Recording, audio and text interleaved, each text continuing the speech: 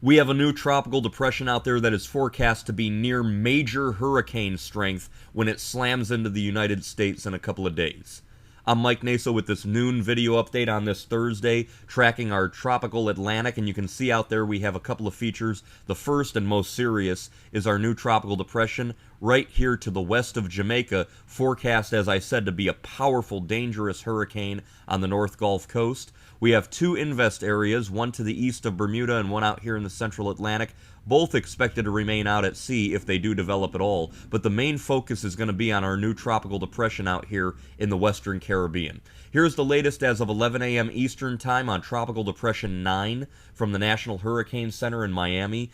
It was at 16.9 north, 79.2 west, and remember, as it's still in its formative stages, it might be getting its bearings, so you might see this adjust around.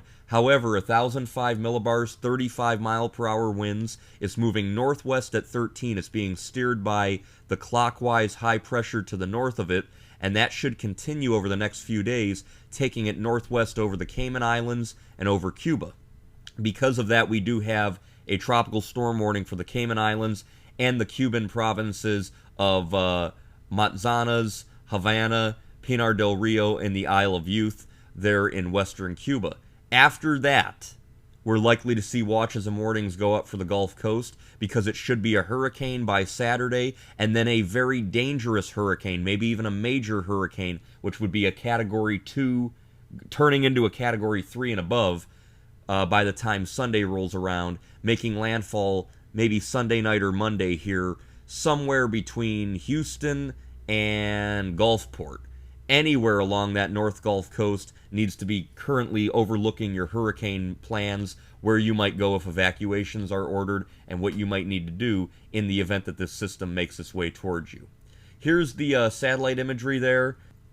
This is an infrared image, but you can see a lot of heavy rainfall over Jamaica, and it looks rather ragged, but remember, it's still in the formative stages. It's still a little flat here, starting to fan out a little as the wind shear decreases. It's getting that little safe harbor over the top of it. I'll show you that in a minute, and that should allow it to strengthen, and that's going to be a big, big problem for the Gulf.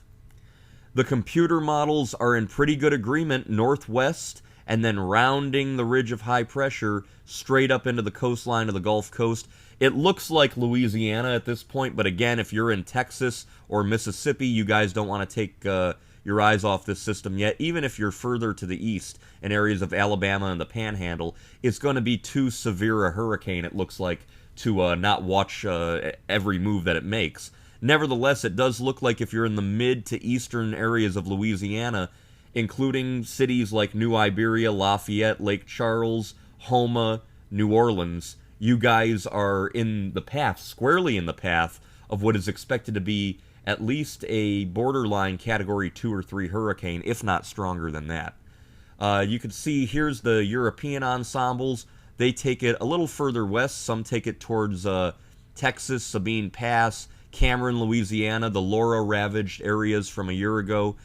Others take it more towards the mid-Louisiana coast. Then you have the GFS models, which are more in southeast Louisiana and the mid-Louisiana coast, and even stronger than the European.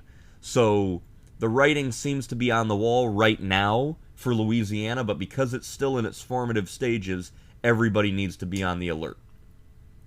Here's the HWRF computer model, and you can see what it does with it. It takes our system right on up over western Cuba and then into the Gulf, and look at this, a Category 4 hurricane, boom, right there into areas of New Iberia, Marsh Island, Intercoastal City, a very disastrous major hurricane landfall to the east slightly of where Laura made landfall. Remember, Laura hit Cameron, Louisiana, which is closer here to Holly Beach, Cameron, areas there near Lake Charles. This is more near Lafayette if the HWRF model panned out. Then we have the HMON model. Look what it does. On the 29th of August, the anniversary of Hurricane Katrina, just as a little note of trivia there, it has it right over same areas, southeast Louisiana, Plaquemines Parish, New Orleans here. It would definitely be a severe impact to Mississippi. Don't forget about them. Remember, they're on the right side of any hurricane making landfall in southeast Louisiana.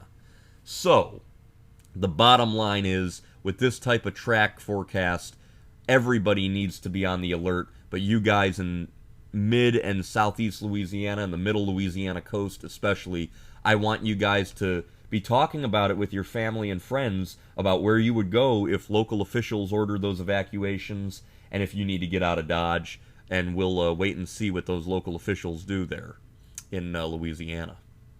The sea surface temperatures, no problem whatsoever. Look at this map. Look at here on the map. 81, 83, 85, 87, 89, all the way to the Gulf Coast. Very, very hot water. And this is all fuel, high-octane fuel for our system moving on over the Gulf, especially as it organizes an inner core, which will make strengthening more likely.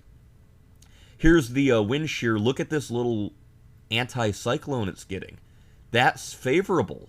This is a little safe harbor of wind shear, and you can see that troughiness here is breaking down a little bit to the north, that wind shear we had yesterday that I showed you, and it's going to continue to have a favorable environment as it pulls towards western Cuba. So between that and those water temperatures, all systems seem go right now.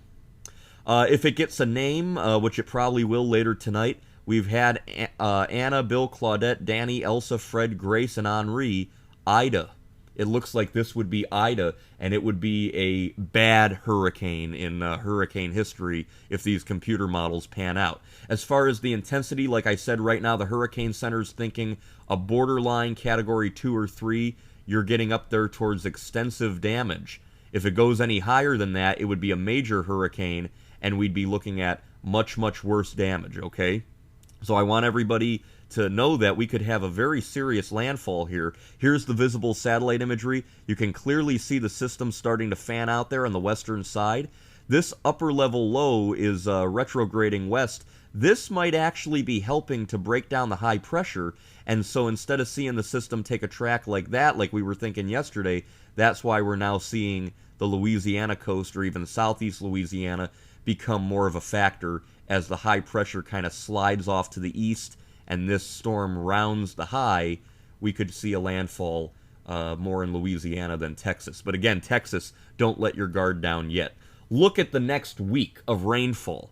This thing is going to drench the Gulf Coast. You could tell just from looking at this National Weather Service graphic that we are going to have a significant tropical cyclone landfall along the Gulf Coast, and that is going to make rain and flooding a big, big problem.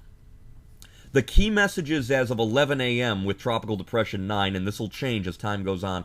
Number 1, tropical storm conditions likely in portions of the Caymans tonight and western Cuba Friday night. Dangerous surge possible in western Cuba and the Isle of Youth, where you have that onshore flow on the right side of the storm.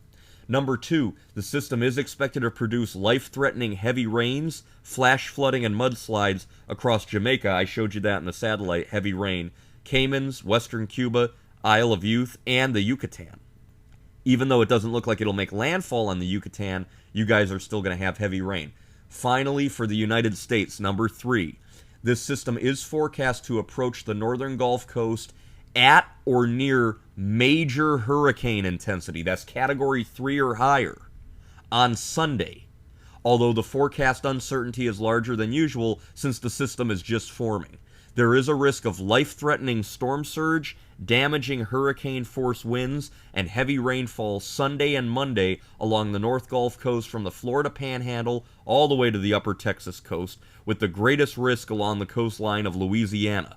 Interests in those areas should closely monitor the progress of this system and ensure they have their hurricane plan in place. Okay? So I know I set you guys up there on the Gulf Coast for quite a monster on the way if this does occur. And right now, it is getting better organized, but it's still in the early stages. We still have a couple of days to watch it, but not that many. It's the 26th. We're talking about the 29th for landfall. This isn't like something way out near Africa that we have weeks to watch come across. This is a quick event, and it could be very, very serious. Our other system here east of Bermuda looking a little bit more lively today. Again, and our wave looking a little better. Both of these could become tropical storms, but they would probably remain out at sea. I don't see any chance that they get near land, maybe not even Bermuda if this one here moves away. But again, we'll watch them. Off Africa, you can see more waves leaving. A pretty good wave left yesterday, but it kind of dissipated out a bit.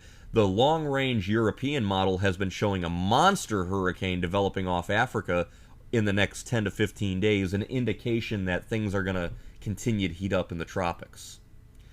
Looking past our system here, you can see it there in the Caribbean. We have this system in the Eastern Pacific. This is Tropical Storm Nora. And I wanted to talk about Nora because it's 40 miles an hour. It's at 12.5 north, 100.8 west. West-northwest at 7 is the motion. Is forecast to skirt the coastline and impact the Baja by Monday. And we do have a hurricane watch from Lazaro, Cardenas to Cabo, Corrientes in Mexico. And tropical storm watch further south. And the reason I bring this up isn't just because of the impact to Mexico, but that this could have some bearing on our storm. We were hoping that maybe if this system in the Caribbean was down here and Nora was having some outflow flowing from west to east, it could shear our system and keep it in check in the Gulf of Mexico. However, I don't think that's going to happen. I think our system is too far to the north and moving quickly enough to where this won't have enough of an impact on wind shear. So we were grasping at straws to try and come up with a better scenario for the Gulf Coast. Right now, I don't see one. I see a strong hurricane hit on the North Gulf Coast by Sunday night, early Monday. But this is Nora. Heavy rainfall, gusty winds, and a hurricane threat to the coastline of Mexico, so we'll be watching that as well. But right now, for the Atlantic, the focus is definitely going to be on our developing depression. I'll be back with frequent updates on this YouTube channel as we continue to see it organize into a tropical storm, a hurricane, and then a very dangerous, probably major hurricane by landfall, potentially in southeast Louisiana and the North Gulf Coast. I know that was a long-winded update, but I'll talk to you guys next time with more on the tropics.